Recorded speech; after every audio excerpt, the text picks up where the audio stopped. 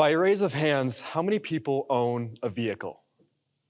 Yeah, a lot of people. About 92% of households in the United States own a vehicle. Cars that we have to clean, maintain, and buy insurance, gas, and registration for. And additional studies by AAA show that this amounts to the average household spending over $1,000 a month on vehicles. And the craziest part of all of this lifestyle we've been so accustomed to, is that these cars are actually only being driven about 5% of their lifetimes.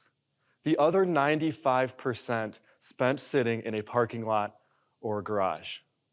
Nearly $1,000 a month being spent on 5% of the value doesn't make sense. But truthfully, I don't think I'm the only person in this room who understands that there are more problems with our cars, problems that we often don't even take the time to stop and think about. The US is home to over 2 billion parking spaces, according to CNN, which take up more land than 2.6 million football fields. And the worst part of that is that Vox believes that no more than 25% of those spots are ever occupied at any given time. On average, for cities with 1 million people, about 22% of that land is being used for parking. Las Vegas uses 32% of their land. Houston, 26%, and Toledo, 27%. Imagine the potential for parks, schools, and other uses in place of these mostly vacant lots. We don't stop to think about it much, but parking lots really have taken over our cities.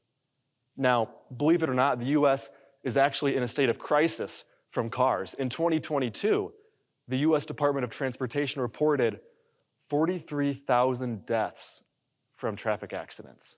So we know the problem is bad, but the numbers aren't improving.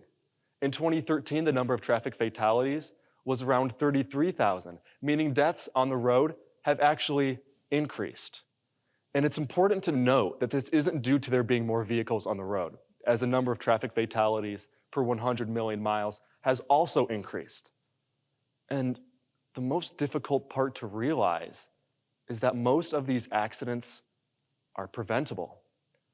Intoxication, failure to yield, distracted driving are among the top causes of these accidents.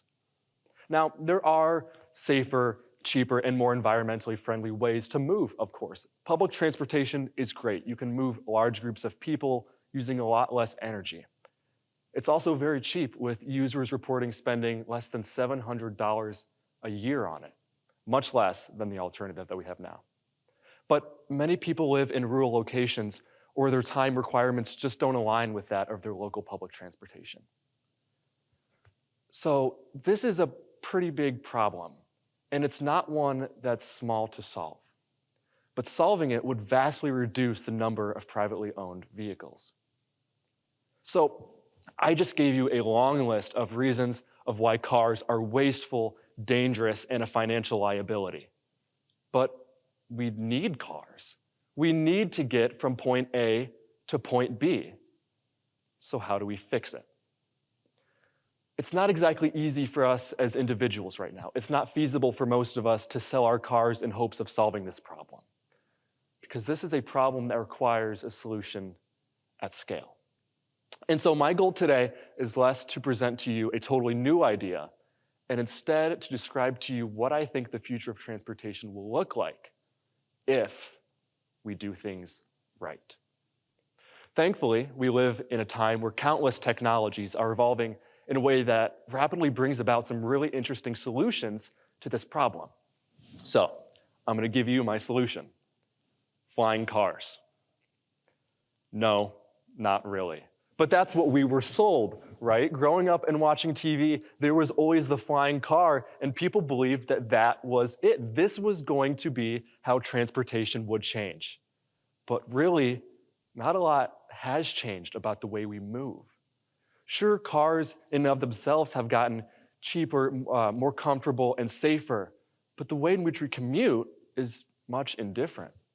And as we continue to put more vehicles on the road, these problems I've mentioned are only going to become more problematic. Thankfully, I believe that by 2040, this will, or at least should, be solved. And the reason for that is that we've started to see the industry make this shift in the last 5 years. And you've probably actually seen pieces and parts of it without even noticing what's going on. So let's explore this next generation of transportation as I see it. It's called AMOD, AMOD, or Autonomous Mobility on Demand. And this is a future where autonomous vehicles drive you from point A to point B all the time. It's likely that few households would actually own vehicles, especially in urban areas. Deaths from auto collisions could be far lower, and you would save lots of money on all the car expenses.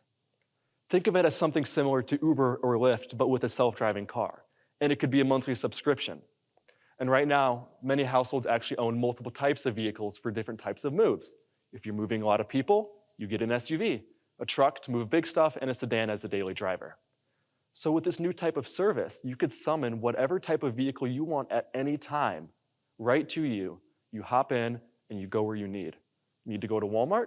You could summon an SUV. Just going to town, a sedan will do just fine. But if you're going to Home Depot, maybe a truck's the best option. So let's go back to parking lots quick. We all deal with them. Think about how many parking lots we can repurpose. If everyone in your office doesn't need a vehicle sitting there waiting for your 8-hour shift to be done, those vehicles can be out providing reliable transportation to people who need it. Consecutively, if vehicular autonomy continues on the trend toward greater safety as it is now, then this also becomes the safest option. You don't need to pay for gas as well, insurance, or all those expenses you have to worry about now. Just a small monthly payment that covers everything. And while this is a really interesting solution, it's also a really hard one. And to achieve this, we have 3 major bottlenecks that we have to pass.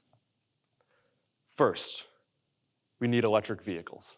Like them or not, they are here to stay. Consumer demand is only increasing, and the cost to manufacture them is dropping very quickly as established automakers and startups alike continue to invest large sums of money in the field.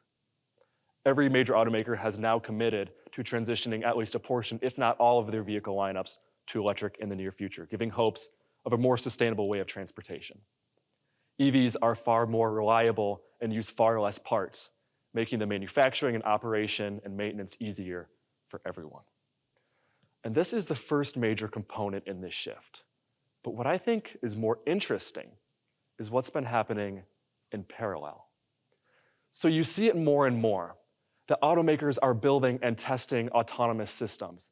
Tesla, again, has been at the forefront of this, at least publicly, with automakers such as General Motors and Ford following very closely behind.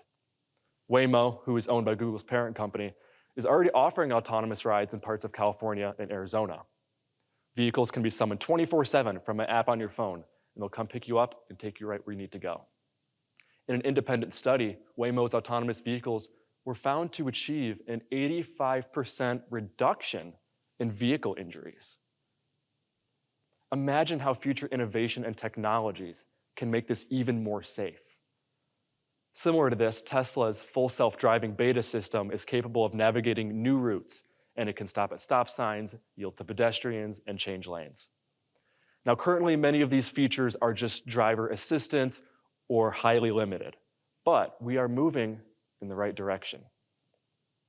Solving autonomy is not only the most important component of this shift, but it's also likely the most difficult.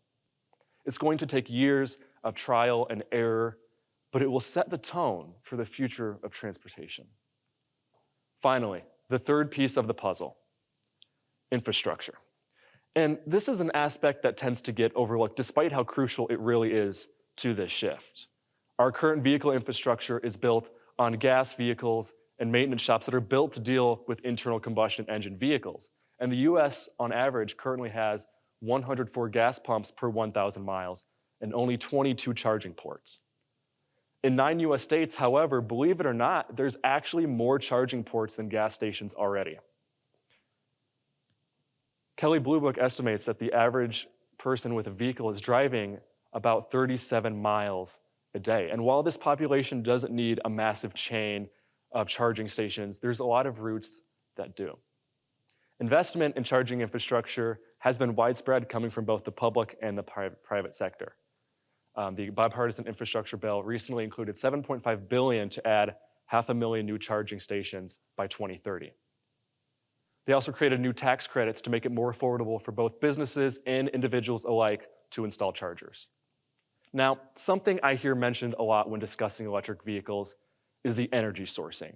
Well, you have an electric vehicle, but all that electricity is coming from burning fossil fuels, so you're not actually doing anything. And while it's true, 80% of our nation's grid is completely powered off of fossil fuels, an electric vehicle that's still powered off fossil fuel produced energy is actually still cleaner than gas vehicles today. So, and that's when considering the total emissions from manufacturing, battery production, fuel transportation, and recycling.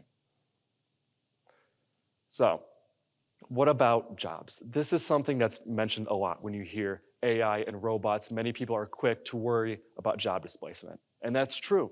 Jobs will displace. Careers will shift, and for self-driving cars, this will be no different. But new jobs will be created in return. You see, to have a network of self-driving cars in an area, you need a hub, a place to go and be charged, cleaned, and maintained every night. And I think that these are the roles that car dealerships will take on in the future. And what's important to note is that I think humans will be doing a lot of these jobs for a very long time.